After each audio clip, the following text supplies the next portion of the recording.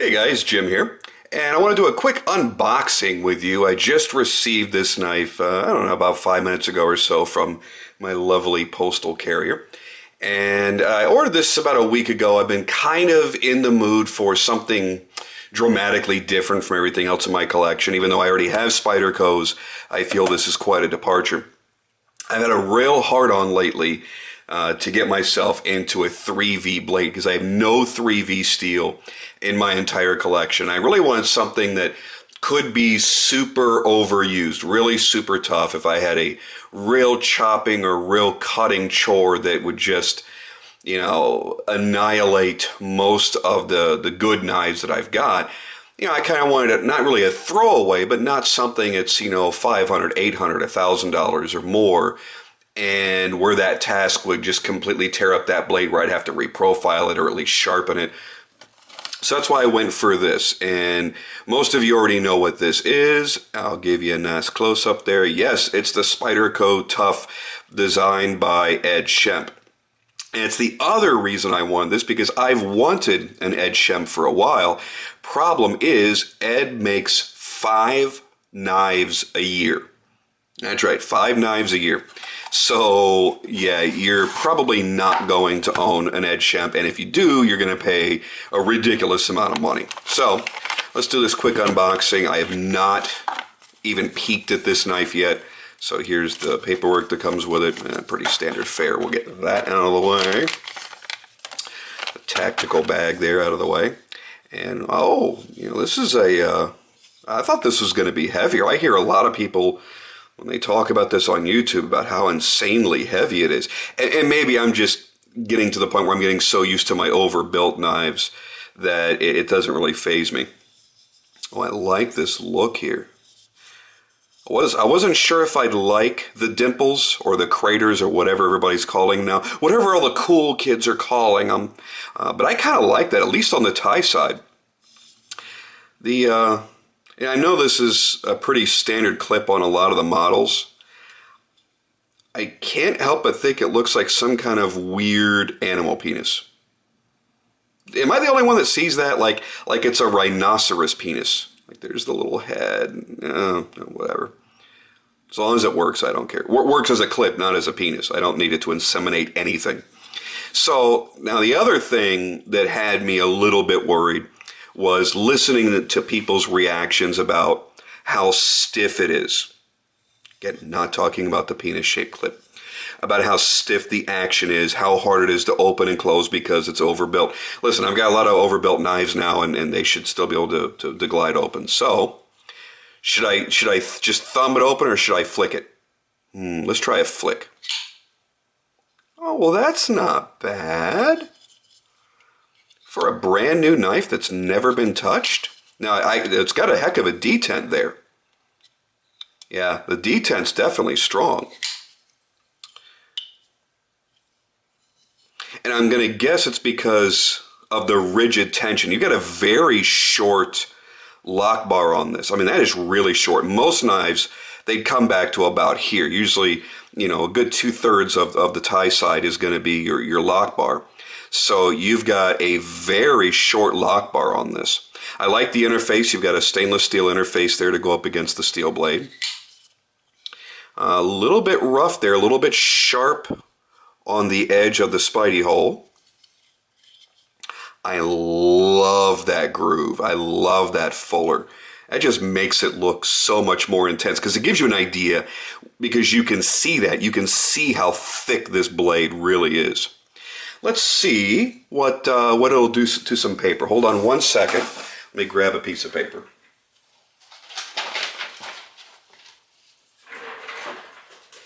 Oh, this is riveting video, isn't it? Oh, Jen, how about being prepared next time? Whatever.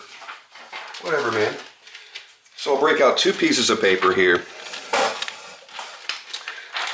because I want to know out of the box how sharp this is. I didn't buy this for laser-like cutting. I bought it for really more tough stuff. Tough stuff, huh? See the witty pun? Actually, are you kidding me? That's pretty insane. That is pretty damn good.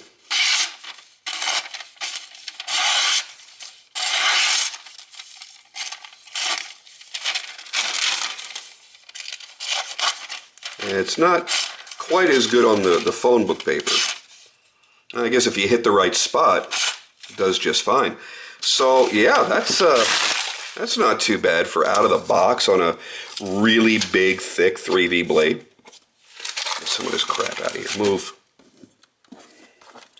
All right, so quick immature cutting test aside, I got to tell you, I really like this. I'm finding myself right now leaning off to the side of the camera so I'm not in the viewfinder and really looking at it. I like that grind. Nice big flat grind. Kind of a 3/4 grind. It's not really a high grind. You've got a little more belly in the blade than I expected. So that's going to be nice. As far as the ergos, I like how the G10 feels. It's got just enough tactility to it, but not abrasive. I like that. I like this really severe thumb wrap. I wasn't sure if I was going to like the way the blade comes up and out. And you'll notice it comes up and then it tilts downward. And it looks like it's going to be really good for a lot of different types of cutting tasks. It might even actually be good for self-defense. Because it really pushes that knife, that blade outward. I kind of dig that. Love the huge pivot. It is a very easily serviceable, user-serviceable pivot. You just need a regular old Torx. It looks like a crazy custom pivot, but it's actually not. So that's going to be super simple for maintenance. And with a knife like this that I do intend on really cutting a lot of crap with and carrying it often, it's going to be nice to be able to take it apart, lube it up, and clean it properly. And I think once I get the lube that I use in here, I think it's going to become even smoother. It is a you really feel that tension on that lock bar. I'm not going to go messing with it, trying to bend it out because I don't need to screw it up. So, yeah, I kind of dig this. I kind of dig this a lot. You know, when people are spending between $250 and $300 for these, I don't know that I would be quite as enamored with it. I picked it up for, I think it was like $215 plus shipping or something. I think I paid like $225 for it.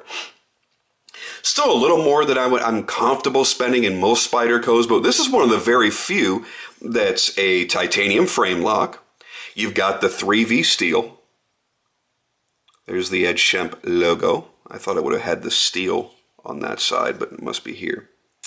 Yeah, there it is, CPM 3V.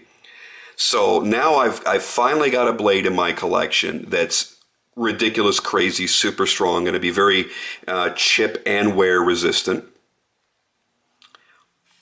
I think what really did it for me, two things did it for me. I watched Carter's video with this exact same knife where he hacked through a 2x4.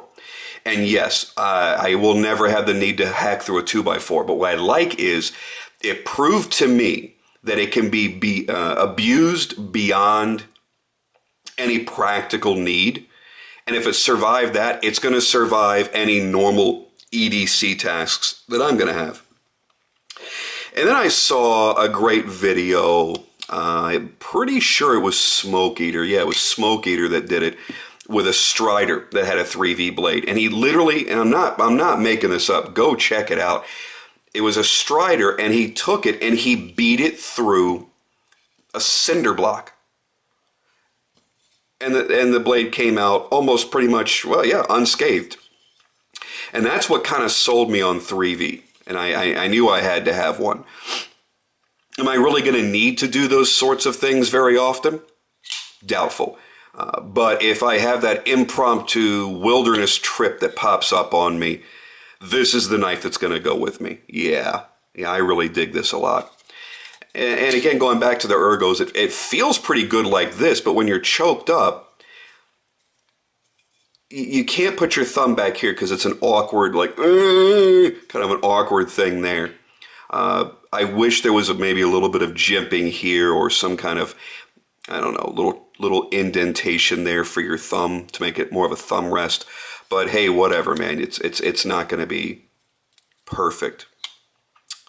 So you know what? For the $200, $225 that I spent, I feel that I got my money's worth. And I'm going to give you guys a more detailed review. This was just a simple unboxing. That's why it's going to be a much shorter video. I'll give you a much more detailed review in a week or so when I've had a chance to carry it, when I've had a chance to use it and kind of play with it. I will give you a quick size comparison. What do I have in my pocket here? Okay. Hinderer XM18 3.5 inch. We put it tip to tip. That sounded dirty. The Schempp is a little bit bigger, not by a hell of a lot.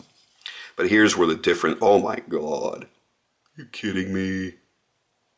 Yeah, that's quite the difference in the blade stock, isn't it? And mine is a Gen 4, so I've got S35 VN here. So it would not be up for the same tasks that the Tuff would be. So overall, I gotta say, I'm pretty impressed. And it doesn't seem to weigh anymore. No, it weighs about as much as my 3.5 inch Hinderer. So I don't know what people are talking about, saying it's an unusually heavy knife. I don't feel it's that heavy. But hey, to each their own. Maybe you're used to carrying, you know, William Henry's or something, and you're not used to a larger knife. And yeah, in that case, this would most certainly be a very, very heavy knife to you. I guess it depends on what your experiences are and what you normally like to carry.